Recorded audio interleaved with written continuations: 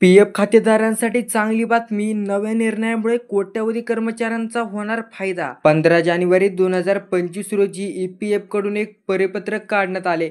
त्यानुसार जुन्या कंपनीने नवीन कंपनीकडे ऑनलाईन अर्ज पाठवण्याची गरज नाही. पी-एफ धारक स्वतःच खाते ट्रान्सफरसाठी क्लेम करू शकतात.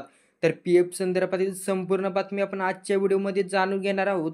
त्यामुळे व्हिडिओ स्किप न करता पूर्ण बघा आणि आत्ताच आपल्या चॅनलला सबस्क्राईब करा. तर खाजगी क्षेत्रात काम करणाऱ्या कर्मचाऱ्यांसाठी चांगली बातमी आहे. कर्मचारी भविष्य निधी संघटनेने ई-पी-एफ-ओ सर्व कर्मचाऱ्यांसाठी चांगला निर्णय घेतला आहे. ई-पी-एफ-ओने कर्मचाऱ्यांचे प्रॉव्हिडंट फंड अकाउंट ट्रान्सफर करण्याची प्रक्रिया सोपी केली आहे. या संदर्भात ई-पी-एफकडून परिपत्रक देखील जारी करण्यात आले.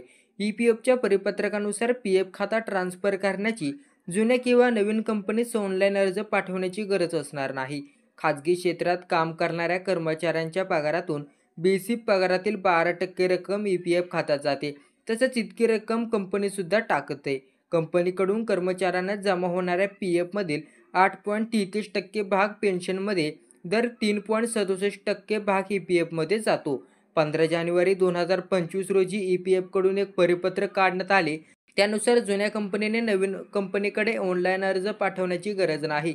पी-एफ धारकच स्वतःच खाते ट्रान्सफरसाठी क्लेम करू शकतात. कोणाला होणार फायदा? कर्मचाऱ्यांची ही एक ई-व्ही-एन नंतर दिलेले ई-व्ही-एन नंबर असेल आणि आधार क्रमांकाशी ई-व्ही-एन जोडलेला असेल त्याला फायदा होणार.